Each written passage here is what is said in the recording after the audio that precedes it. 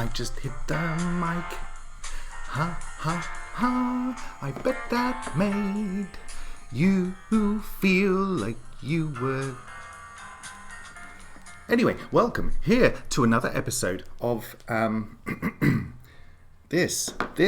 So last time we talked about life in general, and this time, just for a change, I'm going to be talking about life in general.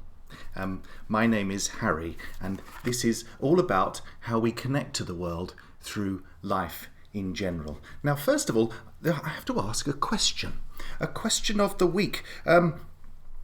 How healthy for you is rhubarb Activia yogurt? Let me repeat that question for you. How healthy is rhubarb Activia yogurt? Now, if you could please put your answers on a postcard. No, we don't do that anymore, do we? No. Why not send a comment or an email or a pigeon, or I don't know, just come and knock on my door or something. Maybe tell me the answer then. Might be a good idea. So have you ever wondered about life? Well, I have, and I'm joined this week by our special guest, Marcus Aurelius. How are you, Marcus? He's over there, by the way. How are you? All right? Yes, he's fine. Anyway, I'm going to be reading something from his latest book called Meditations, which has just been released. He wrote that during his time as a Roman emperor. So we've done question of the week. Now let's move on to the next thing, shall we? Oh, did I not tell you? I found a cure for life. If you're worried about life and you're thinking, oh, life's getting me down, man. Oh, man. I just don't know what to do, man. Oh, man. I keep just, I don't know, looking out the window, man, and staring into light bulbs, man, and, you know, just like falling on the floor, man. Then I will say this. Don't be such a fool.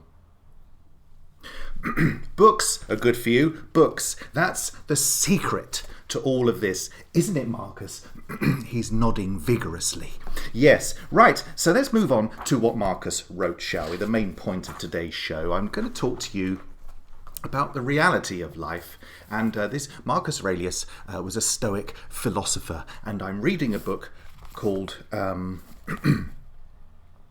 Stoic Philosophy, and he's written something in here from his Meditations 6.13, which I think means that it's part 6. So I'd not read the other ones. I think, you know, it's a bit like the Terminator, when they just keep making films for no reason, and each one makes even less sense than the one before. But I think with Marcus, actually it builds, you know, more like a TV series than a series of films. You know, like the Marvel universe, it reached a point, and then the end game, which, you know, the title kind of gives it away, really, and then they carried on, and nobody can really see why. Yes, one of life's great questions, that is. Anyway, I digress. Digression is the font of all food. Here we go with Marcus Aurelius. Please, I shall now read this. How important it is to represent to oneself when it comes to fancy dishes and other such foods. Now bear with me here. This is the corpse of a fish. This other thing, the corpse of a bird or a pig. Now what he's doing is talking about simplifying things. So you remove the snobbery of it all, the expense of it all. You could have a succulent piece of bacon on your plate, but it literally just is the flesh of a pig. And he goes on to talk about wine. Similarly, this expensive wine is just some grape juice. And this purple, which in his days, purple was a colour to denote your status and your wealth in society. This purple robe is some sheep's wool dyed in the juices of shellfish. When it comes to sexual union, we must say this is the rubbing together of abdomens accompanied by the spasmodic Ejaculation of a sticky liquid. Oh my goodness me. Anyway, how important are these objective impressions which reach the thing itself and penetrate right through it? Blimey, he's got sex on his brain, hasn't he? So that one can see what it is in reality. Now, remove the sex, please, because I'm in England. We don't do that sort of thing. And he's talking about the reality of things. So, for instance, if you treasure your mobile phone, for instance, and when you lose it, it's like the end of your world. Everything's gone. It's like the disaster. It's worse than the world burning. Then just consider this: that all it is a piece of plastic holding electrical components. That's the reality of it all. It isn't your world. It is a piece of plastic. And as I said that, my dear listener, watcher, friend, my phone turned itself off.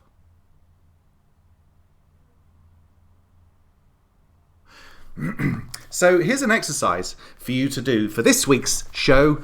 An exercise. Try it now. Indeed, try it now. So think of something in your life, something, just think of something in your life that you find to be mildly upsetting or something that you find to be overwhelming, right? And then imagine that you're in that situation right now, not right now, I mean when you're doing this exercise. If you do it right now, then you're not going to listen to the rest of it, are you? I mean, that would just be... Anyway, you know what I'm saying. Yeah. And now see if you can sum up the essence of this thing, right? Objectively, put some labels on it to sum it up objectively and factually to what it actually is.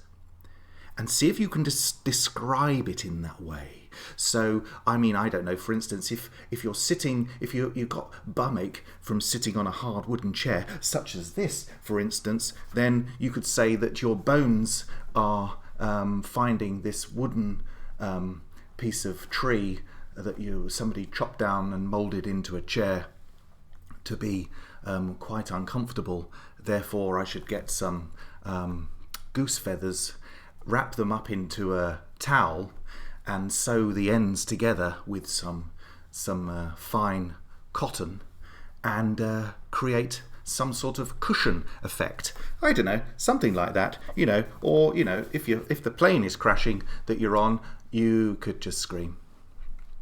I mean, that would probably do it anyway. But it's an interesting exercise in creating a reality. So if you're feeling overwhelmed, for instance, you're going on a posh date or something. I mean, I've never been on a posh date, but I imagine it's for quite posh, and you go to a restaurant and you have like 10 courses, and you maybe have a thimble of wine, and then maybe you just then load up with vodka at the end of it and get completely wasted. Anyway, I don't know what happens on a posh date, but if you're staring at this little morsel of I don't know, could be a scallop or something like that, and you think, I don't know what it is. It's just a fish. It's just a fish that's been cooked in some oil with some carrots around it that have been genetically engineered to be the tiniest carrots you've ever seen in your life. That is the truth, my dear friends. Oh, sorry. Yeah, Gakon.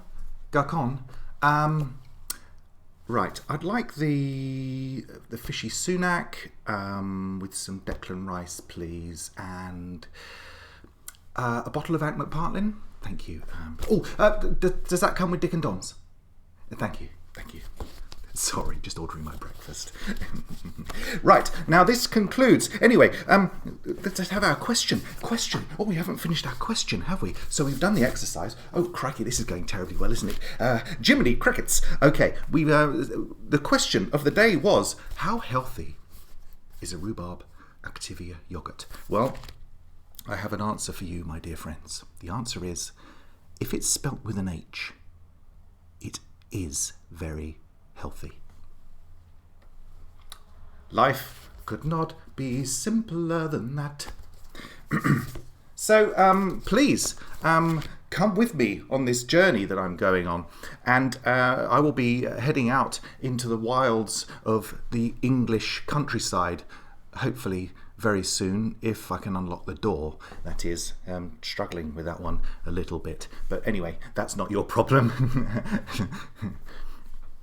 But please come and join me. I have a podcast. It's called Mark and Zach's Introspective Half Hour, and it's available via Buzzsprout at outsiders.buzzsprout.com. But I'll put the link, not all the links, I'll put the link in the thingy-me-bob that's on this thingy-me-bob. And you could buy my book, The Self-Harming Pacifist. It's all available. You know, I've made it all available. It's so easy, really. It's too easy. Maybe I should make it more difficult. Maybe I should make it like in Dragon's Lair, when you have to perform certain tasks in order to get to the prize. Anyway, not many people know what that is. Please follow me on Twitter at 28thraves.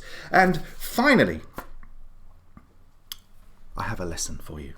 A lesson. I'm going to perform this in my best Cary Grant voice. Now you listen to me. I'm an advertising man, not a red herring. I've got a job, a secretary, a mother, 2 ex-wives and several bartenders that depend upon me, and I don't intend to disappoint them all by getting myself slightly killed. That was from North by Northwest. I'm a patriot to humanity as a whole. I'm a citizen of the world. This concludes our broadcast day. Thank you for listening. I can't find the off button. Where do they put the off button on these things? Anyway, shall we sing while we're pretending to turn this thing off? Oh, I wish that I knew how you'd keep it in.